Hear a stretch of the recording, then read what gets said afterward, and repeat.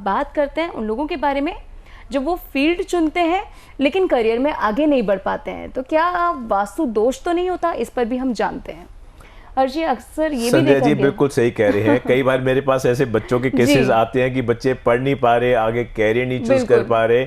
सबसे बड़ा उसका दोष ये रहता है कि वो वायु स्थान पे बैठ के पढ़ते हैं। वायु स्थान एक ऐसी स्थान है जो वायु को कोई भी कैद नहीं कर सकता। बच्चा बैठेगा बाद में हवा में पहले उड़ेगा। बिल्कुल। इसी वजह से वो किसी भी चीज को कंसंट्रेट नहीं कर सकता। दूसरी बात है, जब हम बच्चे को पढ़ाते हैं एक डायरेक्शन के अंदर, तो हम ध्यान रखें कि उसकी फेसिंग ईस्ट की तरफ हो, सामने उसके कैबिनेट ना खड़ी हो। कई बार आपने देखा होगा घर घर में जाके, आपकी फ्रेंड सर्कल में होंगे, फैमिली में, कि पढ़ाइयों का इतना बड़ा किताबों का ढेर उसके सामने लगा होता है। तो इसी वजह से जब उसके सर पे पहाड़ है तो वो आगे ग्रोथ ही नहीं कर पाएगा, अपने कैरियर को चूज ही नहीं कर पाएगा। कंफ्यूज रहेगा कि मैं ये दिशा लूँ, वो डायरेक्शन लूँ, यहाँ जाऊँ, इंजीनियर बनूँ, डॉक्टर बनूँ। अच्छा भाई तू बता क्या बनूँ? सबसे बड़ा कॉज ही उसके अंदर ये रहता है कि वो डायरेक्शन नहीं चूज कर पाता। इसके लिए मैं सिर्फ एक ही चीज़ सजेस्ट करता हूँ कि बच्चा जब भी पढ़े सिर्फ ईस्ट की तरफ फेस करे, उसके सर पे किताबों का पहाड़ ना हो।